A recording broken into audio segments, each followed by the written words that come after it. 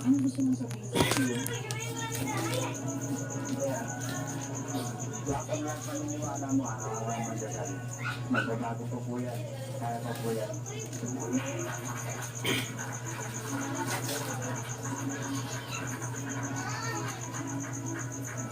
Salamat, Chef. Aba, anong gusto mong sabihin kay Cheryl?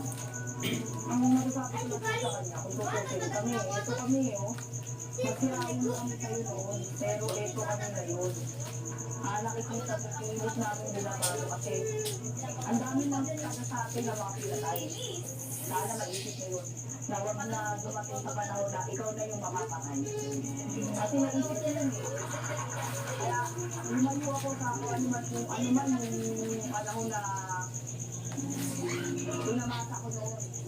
Mabilis ang pera, dyan lahat. Pero yung maya-maya ka naman hinahabol ng mga napakalira.